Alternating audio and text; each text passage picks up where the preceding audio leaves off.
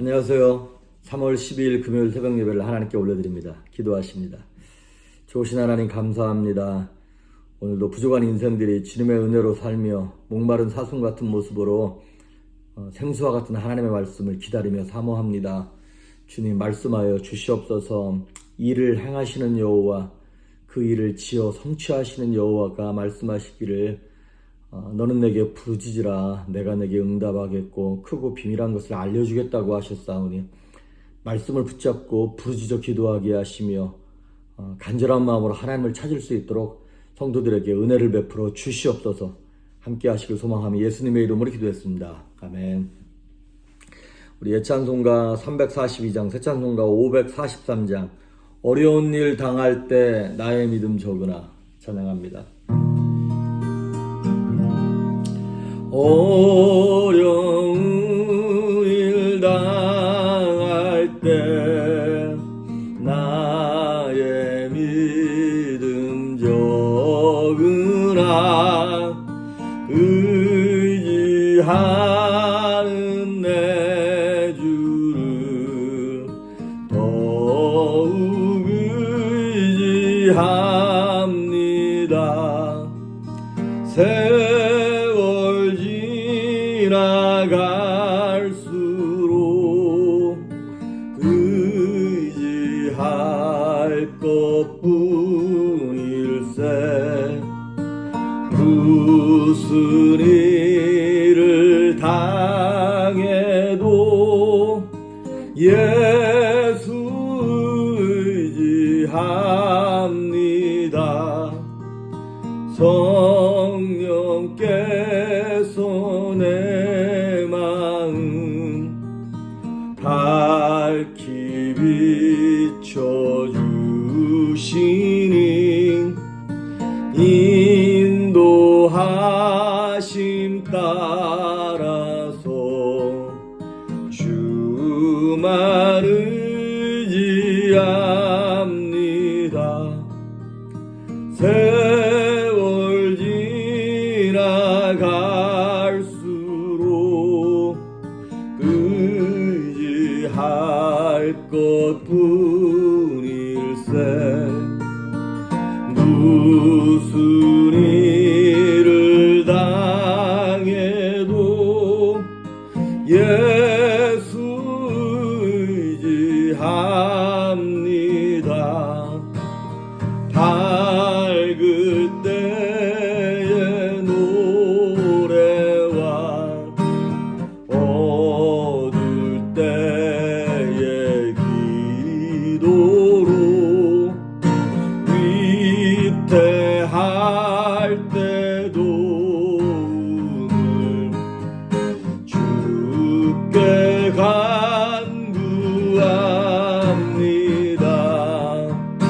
세월 지나갈수록 의지할 것뿐일세.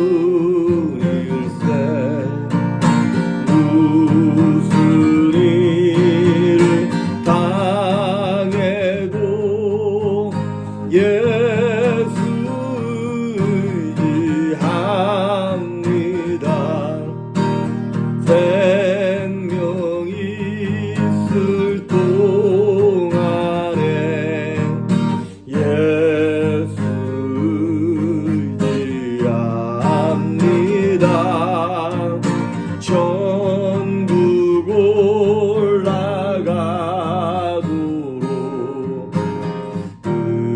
의지할 것뿐일세.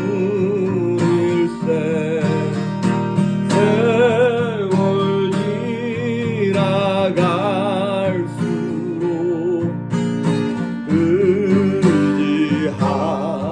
것뿐일세. 무슨 일을 당해도 예수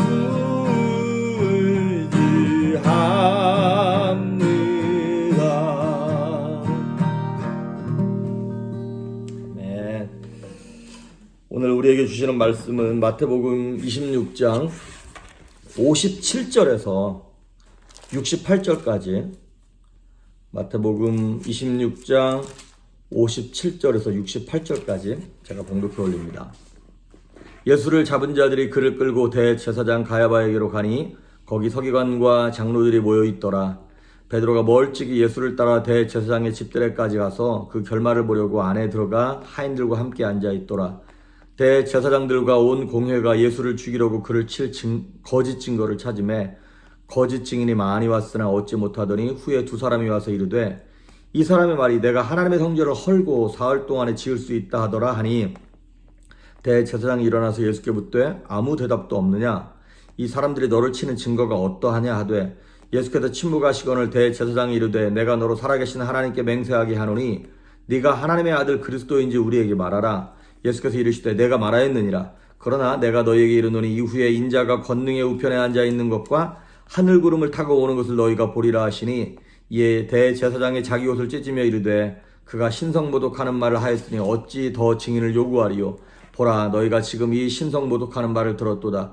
너희 생각은 어떠하냐? 대답하여 이르되 그는 사형에 해당하니라 하고 이에 예수의 얼굴에 침 뱉으며 주먹으로 치고 어떤 사람은 손바닥으로 때리며 이르되 그리스도야 우리에게 선지자 노릇을 하라. 너를 친 자가 누구냐 하더라. 아멘. 자, 오늘이 우리가 대충 보는 마태복음 100번째 시간입니다.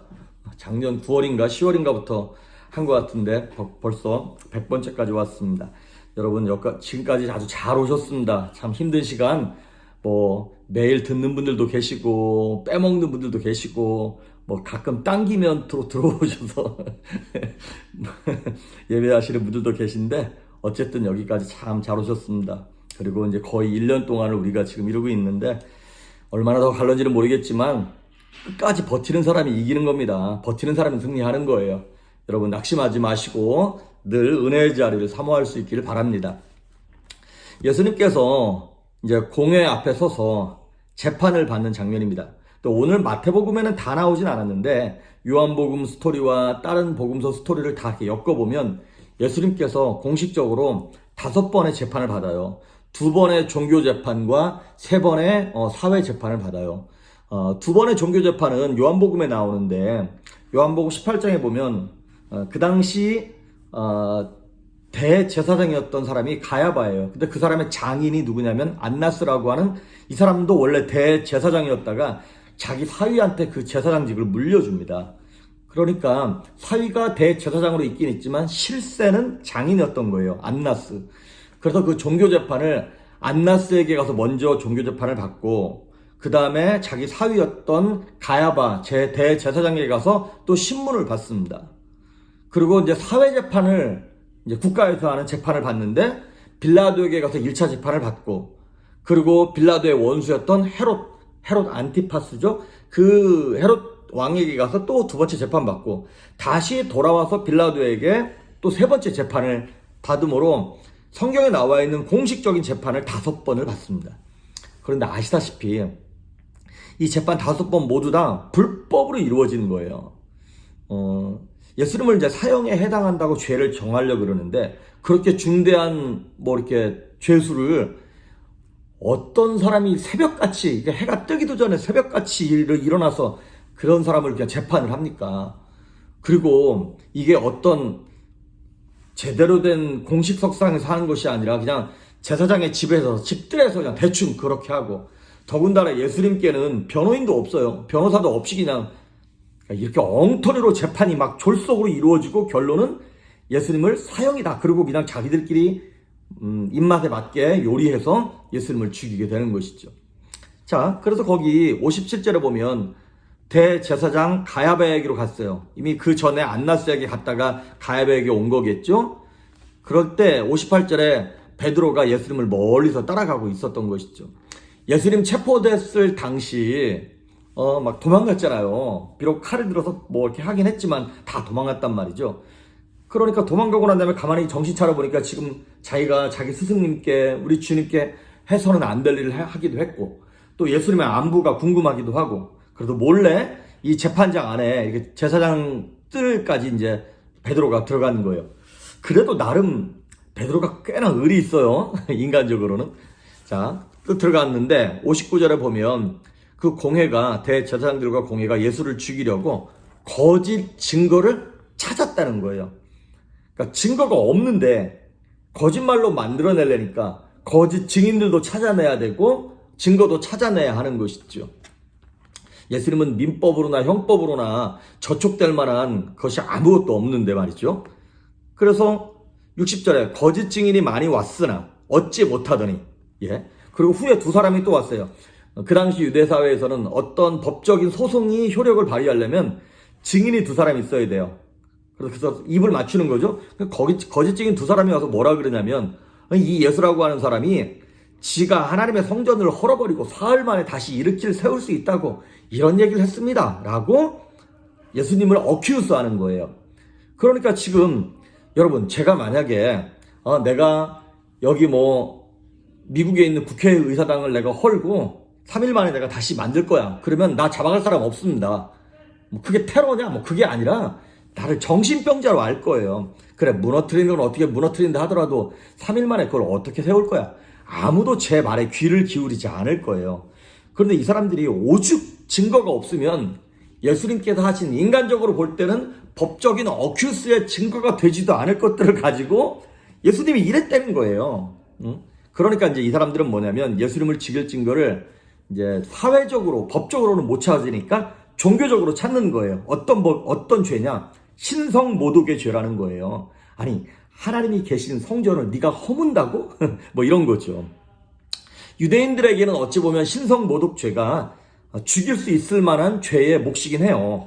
하지만 그 당시 사형권은 누구에게 있냐면 로마인들에게 있는 거거든요. 로마법에 위촉이 될 만한 그런 법적 설득력이 있어야 되는데 그게 없는 거죠. 자, 그랬을 때 62절 대제사장이 일어나서 예수께 묻되, 네가 왜 대답을 안 하냐? 네가 3일 만에 다시 짓는다며 대답 좀 해봐. 그랬더니 거기 62절 뒤에 이 사람들이 너를 치는 증거가 어떠하냐? 이게 동의하냐? 아니면 반박할 거 있으면 반박해봐. 63절 예수께서 침묵하시거늘. 자, 예수님께서 말씀하시려면 말씀하실 수 있었겠죠. 그런데 예수님은 자기 자신을 변호하는 일에는 요만큼도 에너지를 쏟지 않습니다. 참, 너를 치는 증거에 대해서 한번 얘기해봐. 근데 거기서는 침묵하시는 거예요. 왜 그랬냐? 이사야서 53장 7절에 보면 이 말씀이 있어요. 이거 예수님에 대한, 메시아에 대한 죽음에 대한 예언의 말씀이에요. 그가 곤욕을 당하여 괴로울 때에도 그의 입을 열지 아니하였으며 마치 도살장으로 끌려가는 어린 양과 털 깎는 자 앞에서 잠잠한 양같이 그의 입을 열지 아니하였도다. 예수님은 도살장으로 끌려가는 그 양과 같이, 털 깎는 자 앞에 있는 양과 같이 그냥 가만히 있었다는 거예요. 죽임 당할 각오를 하고 있었다는 것이죠. 그 예언의 말씀을 이루기 위하여 내가 뭘 잘못했냐고, 왜 그게 죄가 되냐고 자기 자신을 변호하지 않았다는 거예요. 그 대신에 63절 뒷부분에 보니까 내가 너로 살아계신 하나님께 맹세하게 하노니 네가 하나님의 아들 그리스도인지 우리에게 말하라. 너 그리스도, 하나님의 아들 그리스도야 네가? 이렇게 물어봤어요. 그랬더니 64절 예수께서 이르시되 네가 말하였느니라. 다른 질문에 대해서는 한 말씀도 대답지 않았다 그랬거든요. 그런데 네가 그리스도냐? 나중에 보면 그 헤롯인가 빌라도가 물어봤죠. 네가 그리스도, 네가 유대인의 왕이냐? 그랬을 때 네가 말하였다. 이런 것에 대답할 때는, 진리에 대해서 물어볼 때는 예수님께서 정확하게 대답하세요. 나에게 피해가 오든지 말든지 그런 거 상관없다는 것이죠. 하지만 진리, 하나님에 관한 말씀에 대해서만큼은 예수님이 명확하게 사실관계를 말씀을 하십니다. 자, 그리고 이제 이 질문을 했을 때 네가 그리스도냐, 이 말은 네가 메시아냐 이런 뜻이거든요. 그러니까 이 말이 유대인들에게는 신성모독이지만 로마인들에게는 국가를 전복시키려고 하는 이게 죄가 되는 거예요. 쿠데타 같은 느낌이 되는 거죠. 그러니까 이제 유대인들이 잘됐다, 드디어 너는 이제 이 법에 걸렸다. 그래서 예수를 잡아 죽일 수 있는 근거를 마련하게 된 것이죠. 자, 결국에는 예수님께서 진리에 대해서 올바른 대답을 하심으로 죽으셨어요. 그런데 그 올바른 대답을 해서 죽으신 것이 피해가 됐나요? 육신적으로는 어려웠지만 하나님의 뜻, 영혼을 구원하시는, 십자가를 지시는, 영혼들을 구원하시는 일에 있어서만큼은 정도를 걸어가셨다는 것이죠. 오늘 이 말씀을 통해서 제가 여러분에게 도전합니다. 그리고 제 자신에게 얘기합니다. 우리는 입을 닫아야 할 때가 있고 입을 열어야 될 때가 있습니다. 오늘 하루를 사시면서도 아내가 남편에게, 남편이 아내에게, 또한 자식에게, 주변 사람들에게 입을 닫아야 될 질문이 있고 입을 열어서 대답해야 할 때가 있습니다. 이거를 하나님께 분별할 수 있는 지혜를 달라고 기도하시고 굳이 내 유익과 내 이익을 위해서 안 해도 될 말을 바득바득 우겨가지고 내가 그걸 말하려고 하는지, 그래서 나 이런 사람이야, 나 틀리지 않았어, 내가 옳다는 것을 증명하기 위한 자기 증명을 하려고 애쓰는지는 않는지, 그걸 좀 돌이켜보아야 할 것이고, 그리고 하나님의 영광과 진리에 관계된 것들, 내가 손해를 입더라도 하나님이 기뻐하시는 것들을 말할 수 있는 그 용기가 좀 있으면 좋을 것 같습니다. 근데 참 이게 어렵더라고요. 저도 어려워요. 못하겠어요. 내가 손해보는 것 같고 내 자존심이 망가지는 것 같고. 근데 결국에는 이러한 사람이 승리하게 되는 것이죠. 자, 이 얘기를 듣고 난 다음에 네가 말하였느니라. 그리고 예수님 이렇게 말씀을 하세요. 그러나 내가 너에게 이르노니 이후에 인자가 권능의 우편에 앉아있는 것과 하늘구름을 타고 오는 것을 너희가 보리라. 예수님이 이 말씀 왜 하셨는지 모르겠어요. 인간적으로 보면 예수님께서 그래, 내가 메시아다, 내가 그리스도다 이렇게 말하고 끝났으면 그냥 그런가 보다 그랬을 텐데, 예수님 뭐를 덧붙인 거냐면, 네가 이제 얼마 안 있으면 인자가, 내가 권능의 우편에 앉아 있는 것을, 하나님 우편에 앉아 있어서 구름을 타고 다시 올 걸 네가 볼 거라는 거예요. 그러니까 그 당시 대제사장과 종교 지도자들이 이 얘기를 들었을 때 이거 확실히 미친놈 맞구나 이렇게 생각했을 것 아니겠습니까? 자, 그런데 아무도 믿지 않는 이 말을 예수님이 왜 말씀하신 거냐면, 인자가 하늘 구름을 타고 온다는 얘기는 이제 심판의 때에는 내가 지금은 죄인의 모습으로 너희가 재판장 자리에 앉아있고 내가 죄인의 모습으로 묶여있지만 마지막 재림의 때에는, 심판의 때에는 내가 보좌의 심판자로 앉아있고 너희들은 내 앞에서 죄인으로 심판받을 거야 라고 하는 것을 예언적 말씀을 하시는 것이죠. 그렇습니다. 주님 오실 날 멀지 않았습니다. 구름 타고 천사장의 소리와 나팔과 호령으로 예수님 다시 오실 때 예수님 심판 자리에 앉아 계시고 우리는 그 앞에 무릎을 꿇고 있을 것입니다. 어떤 심판의 말을 우리가 듣게 될까요? 정말 부끄럽지 않은 모습으로 칭찬받으면 좋을 것 같습니다. 자, 이 얘기를 들었던 대제사장이 자기 옷을 찢으면서, 야, 신성모독하는 말을 우리가 더 들었다. 더 이상 무슨 증인이 필요하냐. 그리고 예수님을 이제 핍박하는 거예요. 그리고 67절에 예수의 얼굴에 침 뱉고 주먹으로 치고 어떤 사람은 손바닥으로 때리면서, 그리스도야, 우리에게 선지자 노릇을 해라. 너를 친 자가 누구냐?